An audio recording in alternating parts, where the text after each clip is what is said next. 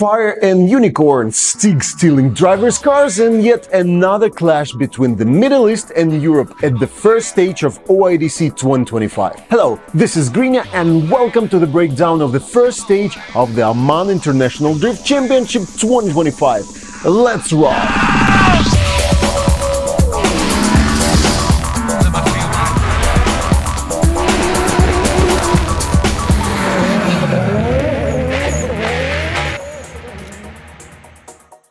The start of the year, and as always, the first to open the drift season is the Oman Automobile Association with our beloved Oman International Drift Championship. A new season should bring surprises, and 2025 will be the first year when OIDC stages go beyond the track of the Oman Automobile Association and even beyond Muscat. Yes, this year, the season opener is in Muscat, but the second stage and the final will take place 200 kilometers away in Sahar, a small but very beautiful and cozy city on the coast of the Gulf of Oman. We'll discuss the upcoming two stages in future episodes, but for now, let's see what interesting things happened during the season opener of OIDC 2025. To start, a question I kept answering throughout the live broadcast on my channel: where is James Dean? Unfortunately, this year, the schedule of the four-time OIDC champion did not allow him to participate in the season.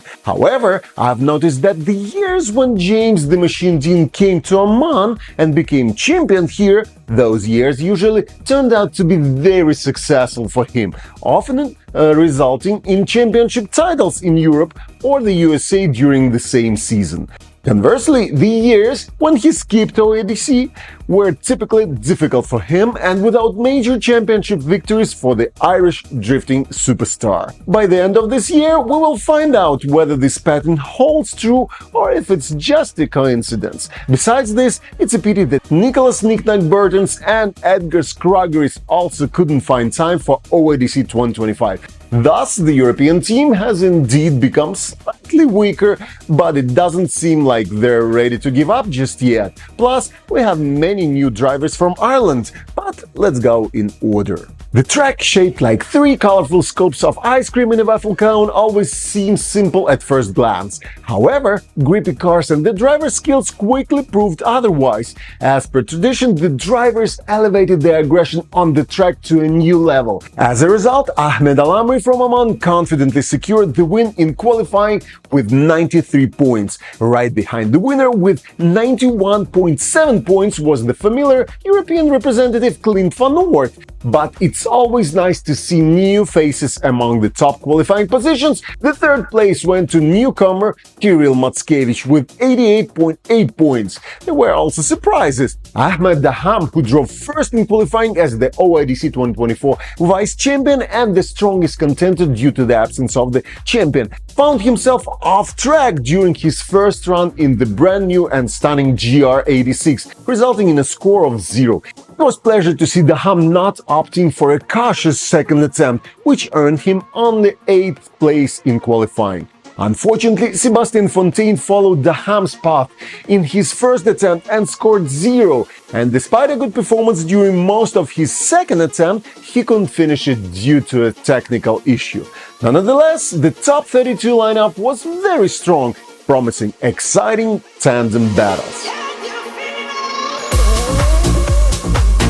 I remember in previous years, most driver errors occurred during the initiation to the first outer clipping zone. Honestly, I expected the same this year, especially since Daham made his mistake precisely at this spot during qualifying. However, the biggest challenges arose at the fourth outer clipping zone from the point of entry through to the fifth and sixth clipping points. The map lacked a deceleration zone in the area of the fourth clipping zone, but in reality, drivers needed to dissipate inertia after transitioning, which led to most of the controversial situations. As proof, Ahmed Al-Amri following Ahmed Ramzi was too aggressive exiting the fourth clipping zone and after transitioning made hard contact with the lead driver, resulting in a correction.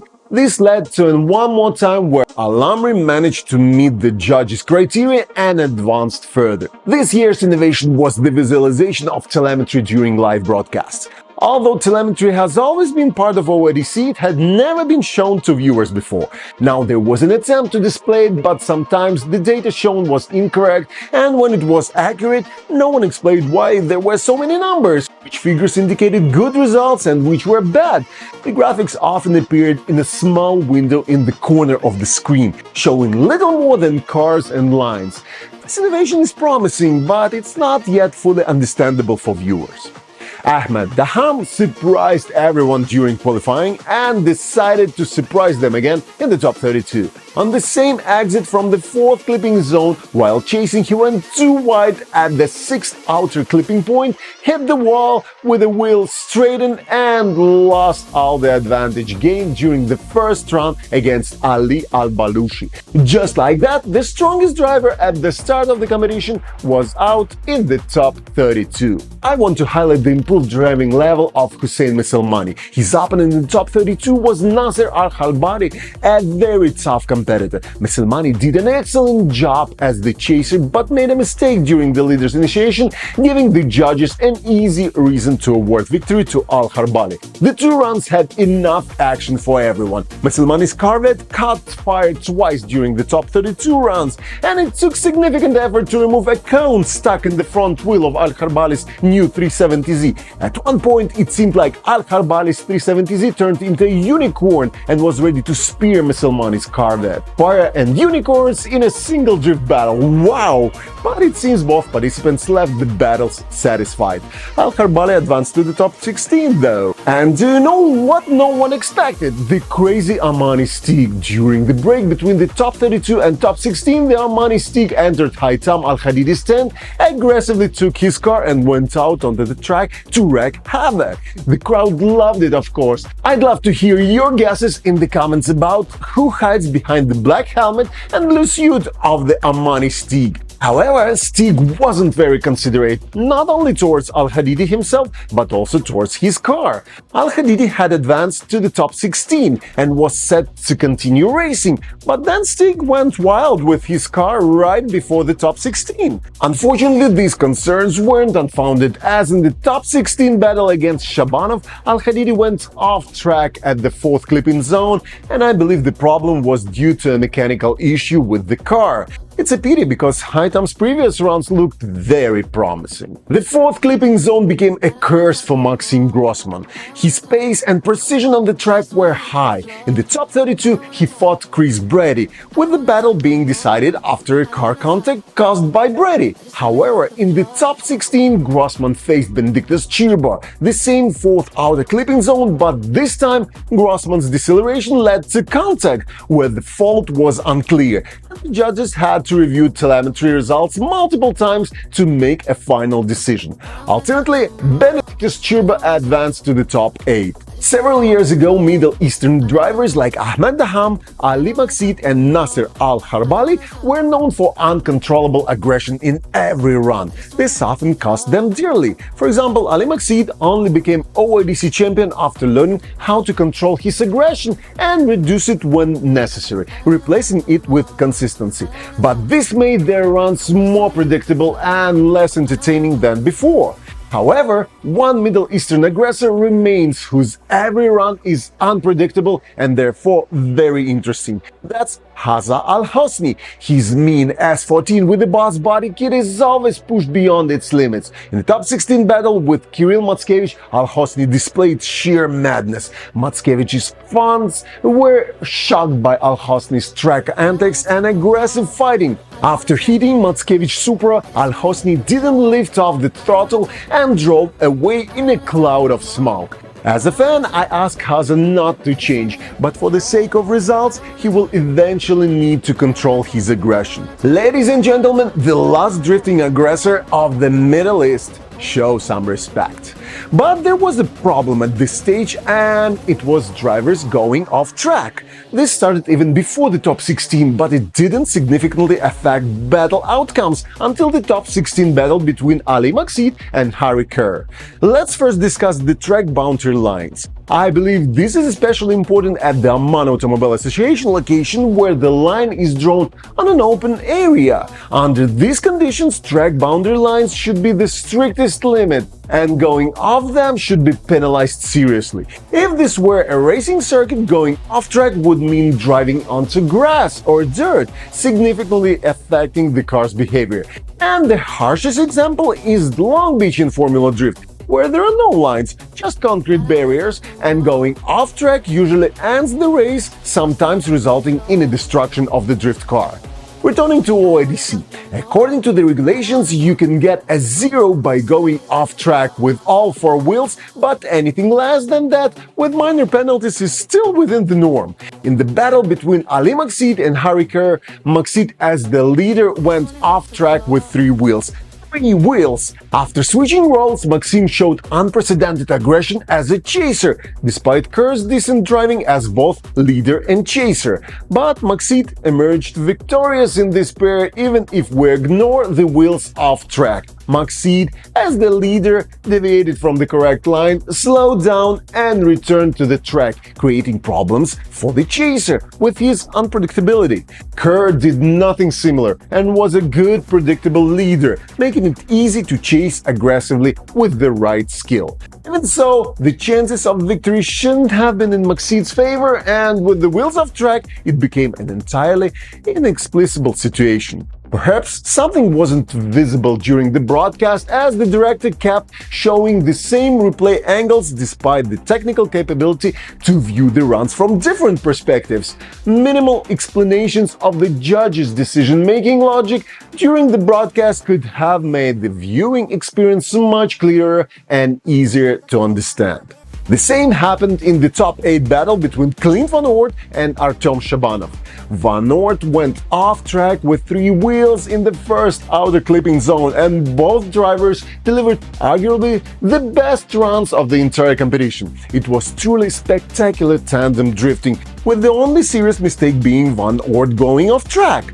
The judges deliberated for a long time and eventually ruled in favor of Clint Van Oort. Clint himself seemed very surprised by this decision. His apparent loss turned into a victory, and once again there was no explanation from the judging panel. By the end of top 8, it wasn't entirely clear why Ahmed Al-Amri won the one more time against Leonid Schneider, as Schneider was closer, but this could be attributed to poor broadcast angles. In any case, the top 4 shaped up into a classic clash between Europe and the Middle East. Ahmed Al-Amri against Vindictus Chirbo on the left side of the bracket, and Ali Maksid against Clint Van Oort on the right side. Honestly, after all the battles in the top 32, top 16 and top 8, I expected the top 4 to deliver unforgettable runs, but unfortunately, the Middle East convincingly outperformed Europe. There was one more time between Al-Amri and Chirbo, but Al-Amri ultimately secured his spot in the final. He had a very real chance to close the weekend with a perfect performance, winning both qualifying and the main competition.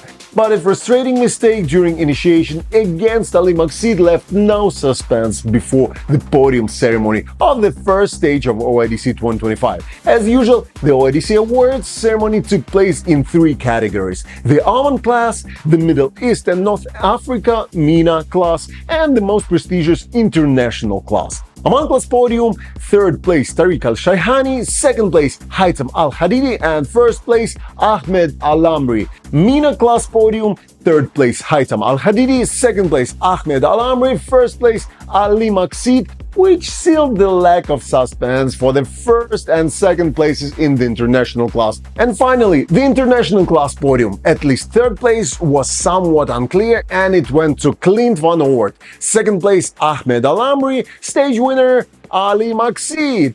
Here, through the queue and in the description, you can find the only action version of the round 1 without ads or breaks, featuring pure drift action. There you'll see plenty of awesome drifting and can form your own judgments on whatever I was right in my assessments. I'll be happy to discuss the runs with you guys in the comment section below. Meanwhile, we're now waiting for the second round of OIDC 2025 in Sahara on February 14th and 15th. The wait won't be long. Finally, the representatives of Oman and the Middle East won't have their home track advantage, though they'll still be competing on home soil, giving foreign drivers a better chance. By the way, we still have Irish drivers who performed well in the competition, but didn't make it to the podium for various reasons, and I hope they figure things out by the second stage and give a strong fight to all the top drivers.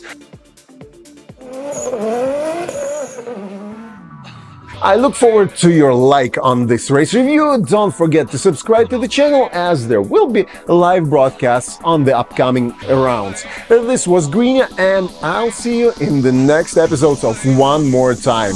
Cheers!